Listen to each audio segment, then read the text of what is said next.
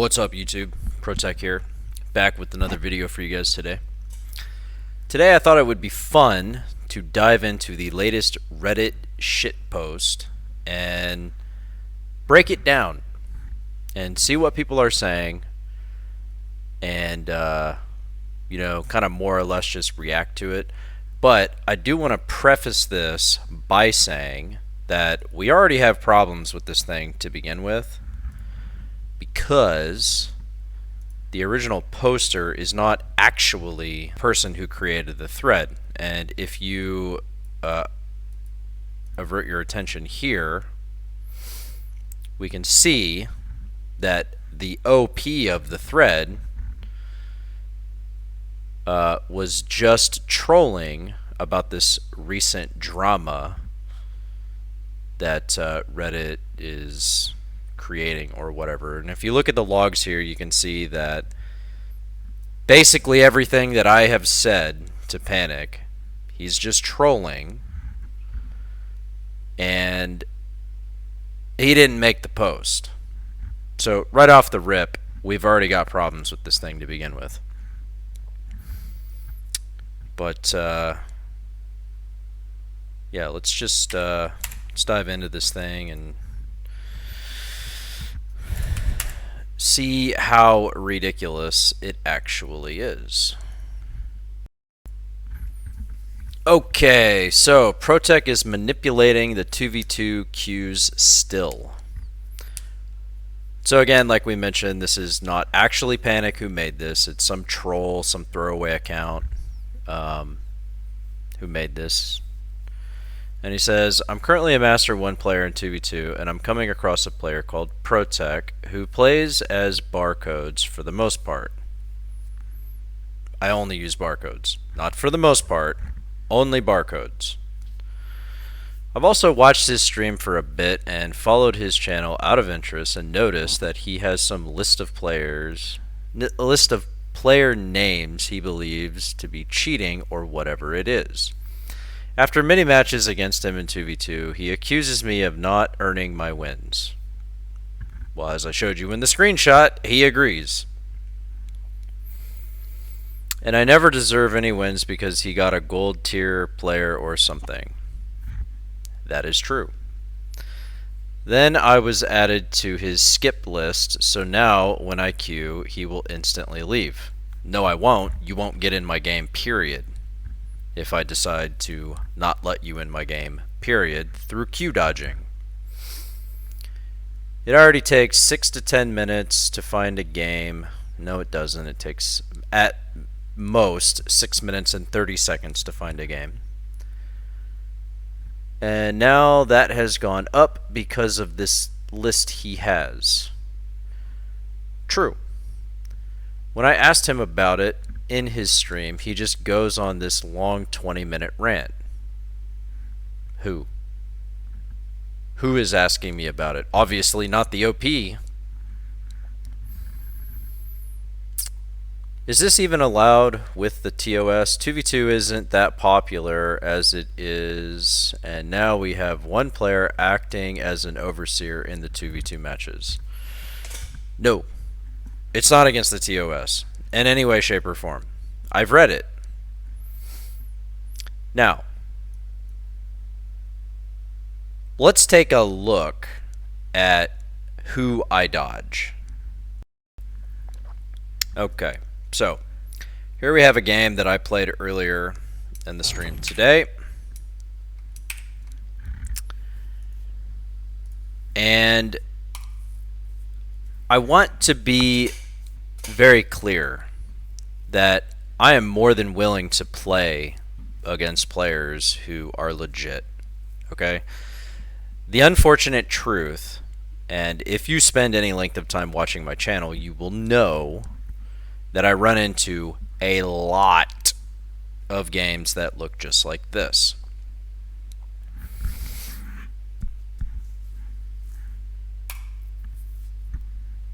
Now, will this kind of thing ever make it to Reddit? No, it won't. But, you know, like I said before, just in the interest of fun and entertainment, I thought it would be interesting to do sort of a reaction, you know, sort of address the situation. But I digress. So here, you're going to see this game. You can see there's no scouting on the map, right? They don't know what race I've spawned as. They have no idea what's going on in the game.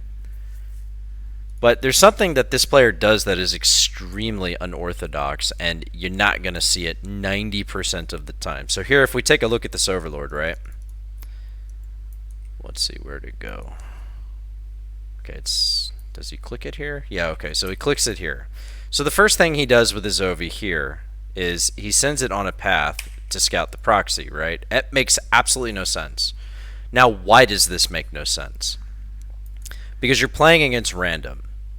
And most players who are legit, if they're playing against random, there is a much higher % chance that a proxy Stargate or a proxy factory is going to be on this side of the map versus checking for a proxy on this side of the map.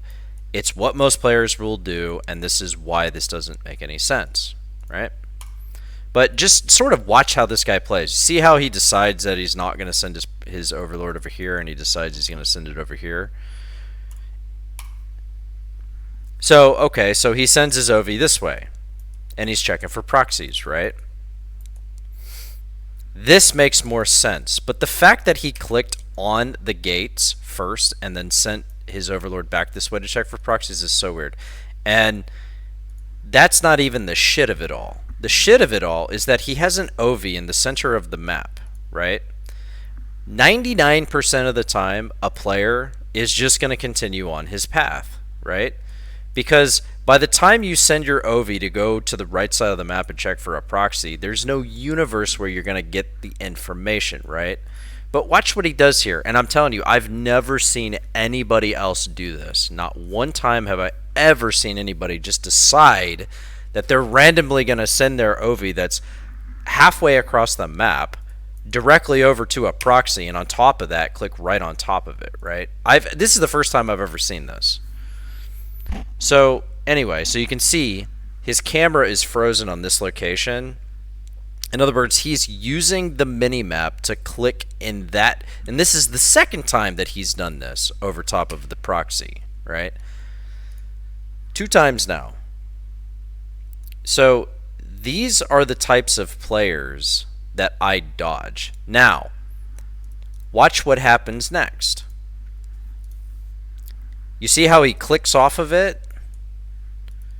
What I think happened here was that he's like, oh shit, if he watches the replay, he's going to see that. Because a lot of times I won't even watch the replay because I'll just say, yeah, the guy was obviously cheating, and I won't even watch the replay, right? So, what I think he did there was he just wanted to quickly fix this in the event that I didn't actually review the replay and see it, okay? Now, you can chalk it up to conspiracy theory or whatever it is you want, but I am telling you without a shadow of a doubt that there is no rhyme, there is no reason for him to have attempted to scout this proxy twice, and then he does it a third time with a batch of lings that pops out. And again, that was the third time he hovered over the proxy. Now, the argument that you could make here is that I sent the probe back, and so he did see the probe come back. At that point, sending the ling out makes sense. But everything that happened up until this point is complete bullshit. Okay? So, these are the types of players that I dodge. There is no universe in this particular game that I was going to win. Why? Because I randomed into Protoss, and I rolled the dice. His teammate picked Protoss. He randomed into Zerg. Had he spawned Terran, had he spawned Protoss, this build could have been viable. But he didn't. So the game is already over for me because this player over here is Diamond. And this guy's skill level is pretty high. So this game is already over for me from the proxy alone. But anyway, so it's very obvious that he was worried about a proxy, and 3 times he hovered over this area to send an OV. You see what I'm saying? So any legit player who plays StarCraft and anybody who plays this game is going to know that at the very least, this is some funky ass shit that is going on.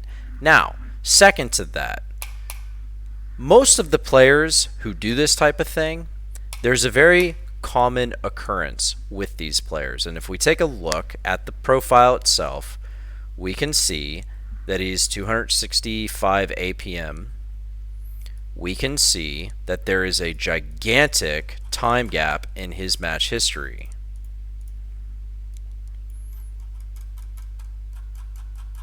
Now, because of my dodge list or my shit list, most players have this in their match history because they know that they're only going to get one a day. What is the other thing that we always frickin' see on these accounts? Super low game count. So these are the types of players that I dodge. These are the types of players that I'm not willing to play over and over and over again. So keep that in mind as you are viewing my stream in the future. I don't dodge good players. I don't dodge legit players. I dodge players like this who are shady as fuck. So the video is getting kind of long, and I was gonna go through some of the comments, but we've already got problems with the OP. It's not the OP. It isn't Panic. So the conclusion here is that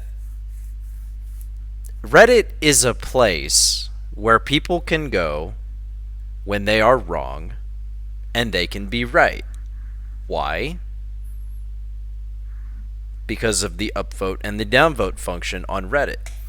If you go to this Reddit post and you look at Panic, who was posting in the thread trying to defend me, trying to say that it wasn't him, you will find that it got buried. Oh, and actually, one of the StarCraft 2 subreddits banned him for calling somebody an idiot. You're going to ban somebody from a StarCraft 2 subreddit for calling them an idiot. No. The reason he got banned was because the OP is not Panic. And if Wind ever, if anybody ever caught on to that, well, that's going to discredit the entire thing, right? So, Reddit is a place where people go to be right when they're wrong. And, a lot of the people who post in these, like in the comments or whatever, these are people who would not be able to say anything in my chat anyway. So this is sort of like their outlet. It's a place where they know that they can go and be heard, right? But my point is that none of this is true. None of it. I mean, there are parts of this that are true, but I'm not doing anything wrong. The person who made this thread is not Panic. And it's just another one of those shit posts to try and ruin somebody's name or whatever. We see it all the time. It's not just me. That's just the kind of a place that Reddit is, right? So, this is the first time I've done this sort of a reaction video, so it may not be a very good one, but hopefully you enjoyed. See you guys on the next one. Peace out.